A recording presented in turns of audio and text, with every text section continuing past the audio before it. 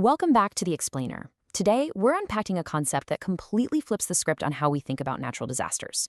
We usually view climate adaptation as this purely environmental necessity, right? But actually, it is absolutely brilliant economics. For decades, the global standard has been incredibly reactive. Basically, wait for a disaster to strike and then scramble to spend billions picking up the pieces.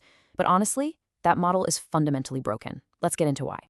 To really grasp this, consider this number: 700 million.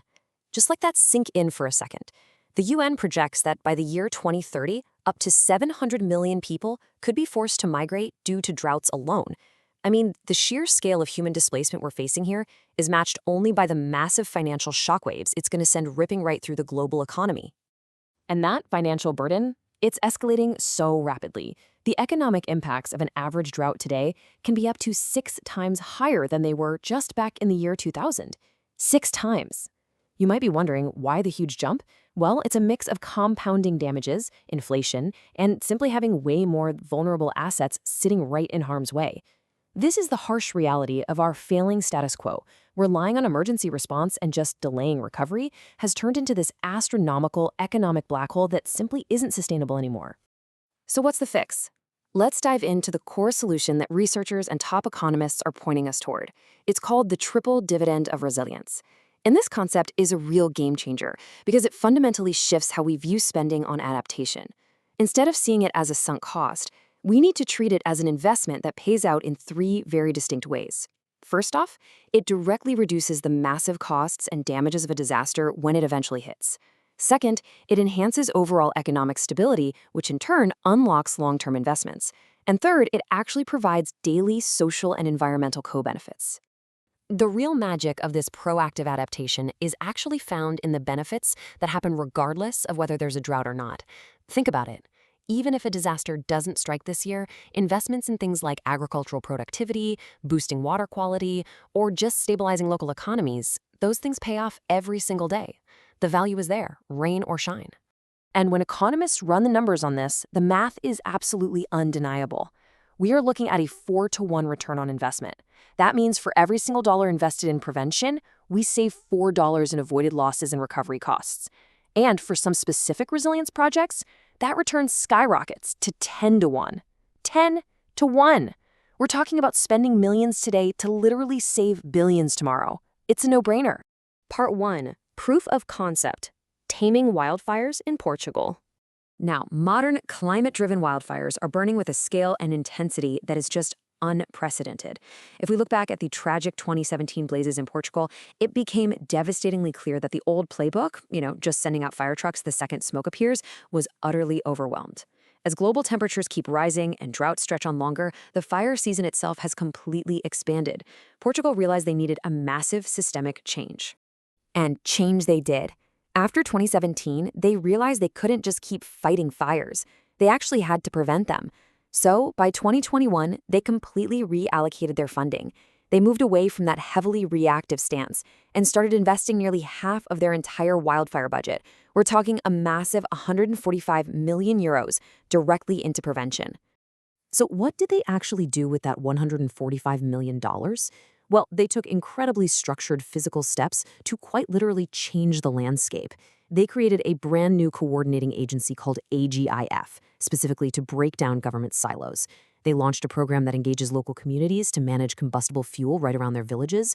They also mandated buffer zones right where the wildlands meet urban housing, which is always a critical danger zone. And perhaps my favorite part, they actually started paying shepherds. Yeah. By offering financial incentives for sheep and goats to graze on highly flammable vegetation, they're clearing out the fuel and stopping the fire before a single spark is even lit. Moving on to part 2, proof of concept, water management in Paris.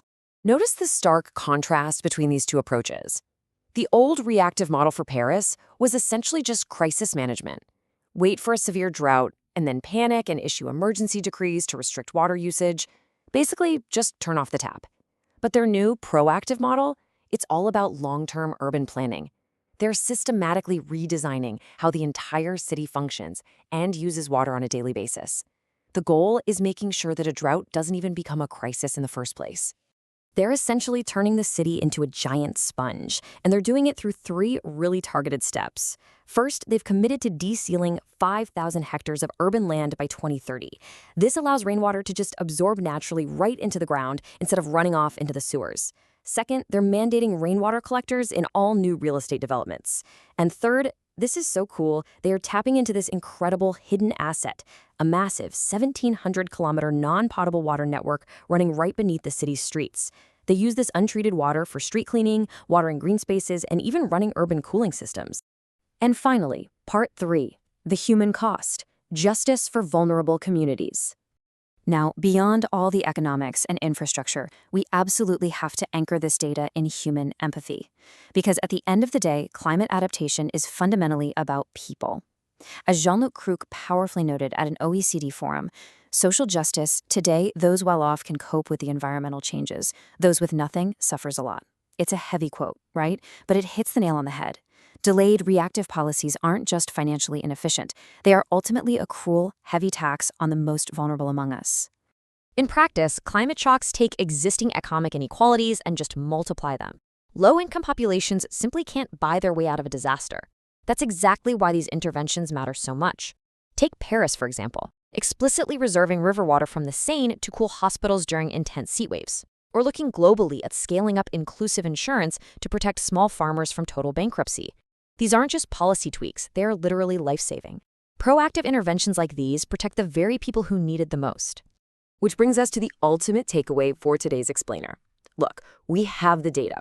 We know for a fact that the economics of resilience provide up to a 10-to-1 return. We have these brilliant, tested blueprints from places like Portugal and Paris, so now the ball is in our court. It is up to us to look at our own local policymakers and demand a shift toward the proactive economics of resilience. So I'll leave you with this question. Is your community preparing for tomorrow or just reacting to yesterday? Thanks so much for joining me for this explainer. I really hope this leaves you inspired to look a little closer at exactly how your own city is building its future. Catch you next time.